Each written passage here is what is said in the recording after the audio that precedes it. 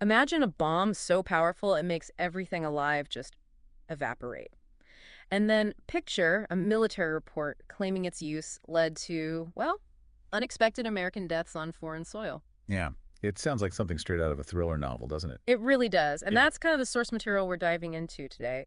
It's compelling, certainly, but also pretty perplexing stuff. Absolutely. So this deep dive, it centers on what's described as a, quote, grim new Ministry of Defense, MOD, after-action battle reports circulating in the Kremlin. Right. It's a complex story, lots of layers. So our mission really is to unpack the main claims, the sort of surprising details in this report. We want to help you understand what really stands out in this whole narrative. Okay, let's get straight into it then. The report kicks off with a pretty stark claim, doesn't it? A special weapons attack by the Russian Air Force. Yes, in the Diomes Azor governorate of Syria. But this wasn't just, any airstrike. The report points to very specific targets, and, well, the alleged results are quite astonishing. Precisely. The report claims this attack just completely wiped out a key ISIS command center.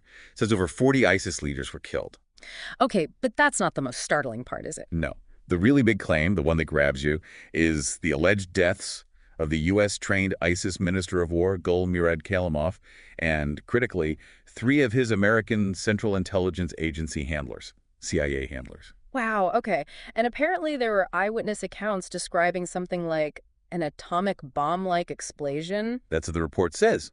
And it identifies the weapon allegedly used as Russia's ATBIP, the aviation thermobaric bomb of increased power. Which most people know by its rather chilling nickname. The father of all bombs. Yeah. Or FOAB, yeah. So what makes this weapon so, well, terrifying beyond just the sheer power? Well, it was first shown off back in 2007. And the report claims it's 4 times more powerful than the United States' mother of all bombs. It supposedly creates the biggest non-nuclear blast ever. 4 times bigger. Okay. Yeah. And the effects. The report stresses this. The main destruction is inflicted by an ultrasonic shock wave and an incredibly high temperature. And then that line. All that is alive merely evaporates. Exactly. It's this almost apocalyptic description. The report seems to use this destructive power not just factually, but maybe psychologically too, to emphasize the decisiveness of the strike against these alleged U.S.-linked figures. Merely evaporates. It's a phrase that really sticks with you, almost sci-fi, but presented as, cold fact in this document. It is. But the real complexity here, I think, isn't just the bomb, it's the alleged main target. Gul Murad Kalimov. Right. His background, as laid out in this report, is maybe the most eye-opening part of the whole thing. It really is. So the report identifies him first as supposedly a commander in the Interior Ministry Police Forces of Tajikistan. Okay, a Tajik official. But then, and this is where it gets really wild, it claims he got his battlefield training directly from CIA advisors. From the CIA. And it goes even further than that, doesn't it? It does. It alleges that during the, quote, Obama-Clinton regime, Kalimov was actually sent to the U.S. several times. For what purpose? For special counterterrorism training. It even names the program, the U.S. State Department's Diplomatic Security Anti-Terrorism Assistance Program. Okay, so U.S. counterterrorism training. And then comes the bombshell claim. The report flat out states that after all this training, Kalimov was, quote, sent by the CIA to become ISIS's top commander in Iraq in February 2016. Sent by the CIA to lead ISIS in Iraq. I mean, that's, if true, that turns everything on its head. It's a massive accusation. Right. It fundamentally challenges, the standard narratives about counterterrorism, about who's fighting whom. It's presented in the report as a direct hit against U.S. credibility. That narrative arc from alleged U.S. trained official to ISIS commander, it's almost unbelievable, like something from fiction. Yet the report just lays it out there. Yeah. And it doesn't stop there with the alleged CIA involvement, does it? It talks about evacuations. Right. It paints this picture of a pattern. It explicitly says the CIA evacuated Gul Murad Kalimov and other top ISIS leaders from Iraq before Iraqi military forces could capture them. It actually claims the CIA extracted them. Yes. And it backs this up, or tries to, with a quote attributed to a top Iraqi official at the time. What does the quote say? It says, "We have compelling evidence that a U.S. helicopter landed in Albu, in palms of Fallujah City, to take out the ISIL leaders who were in contact with the Americans." After being evacuated by the CIA from Iraq. Wow, that's quite specific. Very specific. And the report alleges this wasn't just a one-time thing in Iraq. It continued in Syria. That's the claim. That Kalimov and his group took control of ISIS operations in Deir ez-Zor, Syria, and that from late August they were allegedly, quote, working with the CIA to evacuate ISIS leaders from there, too. So a repeat performance, according to this document. Exactly. The report quotes unnamed military and political professionals in Syria, saying basically the same thing, that U.S. Special Services helped evacuate ISIS commanders from Deir ez-Zor to safer areas to use their experience in other direction. Implying they were being redeployed somehow. That seems to be the implication within the report's narrative, yes. A consistent effort to save these specific commanders. Okay, so given these really serious claims floating around, the report then turns to the Kremlin's reaction. How does it describe Putin's decision-making process in early September? Well, it points to a specific date, September 4th. The MOD supposedly presented President Putin with a findings and options document. Findings and options, and what did it warn? It reportedly contained a direct warning that unless Russia took immediate action, the CIA and Kalamov would succeed in getting ISIS leaders out of Syria, just like they allegedly did in Iraq. Okay, so a sense of urgency, and then there's that really crucial detail the report adds. But what about the CIA operatives? Yeah. It apparently further mentioned that at least 3 American CIA operatives were always present with this ISIS terror leader. Always present. Which, of course, adds a whole other dimension to any potential strike. It raises the stakes enormously. Absolutely. So what happened next, according to the report? Did Putin try to contact the U.S.? The report doesn't explicitly state it, but it sort of alludes to it.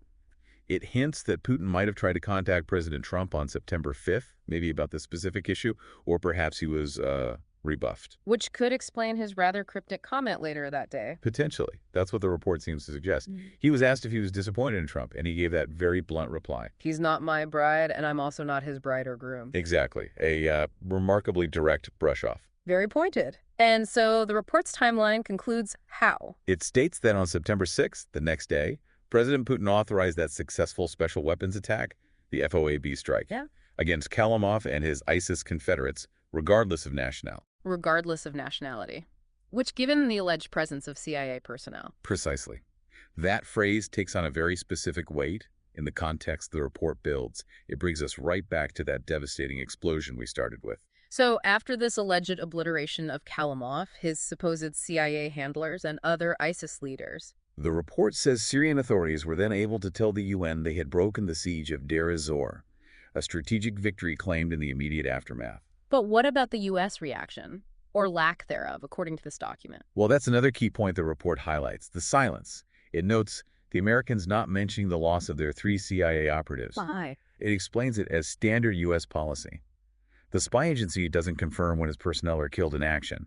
Instead, the policy is supposedly to add an anonymous memorial star to a marble wall at its headquarters located in Langley, Virginia. So the report presents this silence not as denial, but as a standard operating procedure, which itself becomes part of the narrative. Exactly. And this, in the report's view, leads to the Russian call for accountability. Right. They quote that Kremlin military expert Igor Korchenko. Yeah, basically demanding President Trump clarify things. Was the alleged evacuation of ISIS commanders authorized by him personally? Does he take responsibility? Or, the quote says, did U.S. Special Services act without his approval? Putting the onus squarely on the White House to respond. Correct. It's framed as a demand for a clear public statement from the very top. And the report doesn't end there. It seems the tensions and suspicions continued, or even escalated. It mentions concerns about retaliation. It does. It brings in the Russian Foreign Ministry spokeswoman, Maria Zakharova. She was apparently, quote, contemplating an American false flag action against Russia. A false flag. That suggests a really deep level of mistrust. Absolutely. And she voiced a very specific concern, too, according to the report, about the Russian consulate in San Francisco. What was the concern? She apparently didn't rule out that U.S. spies currently on the premises may plant compromising documents against Russia there for the purpose of whipping up a provocation. Planting evidence inside their own consulate. That's quite an accusation of potential dirty tricks. It is. And the report includes a more recent quote attributed to her, doubling down on this suspicion. Let's hear it. She reportedly said, it looks as if the American intelligence agencies are trying to organize an anti-Russian pro-vacation sick and may even plant compromising material in the building or discover them somehow in the future because we don't have the foggiest idea of what they are doing now.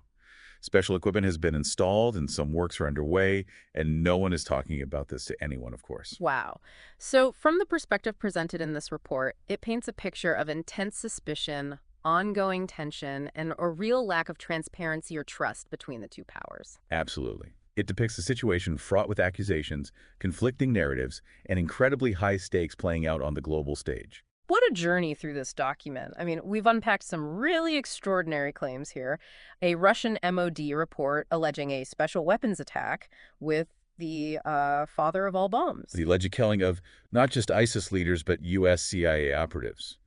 These claims of deep CIA involvement, even training and evacuating ISIS command. All leading to apparently a direct authorization from President Putin for that strike, and then this diplomatic standoff characterized by silence on one side and demands for answers and suspicion on the other. It's crystal clear that the report presents a version of events that is starkly, profoundly different from probably any Western narrative you'd encounter. It really forces you to confront these conflicting realities being presented. And it raises serious questions, doesn't it? About intelligence operations, alliances, accountability. Absolutely.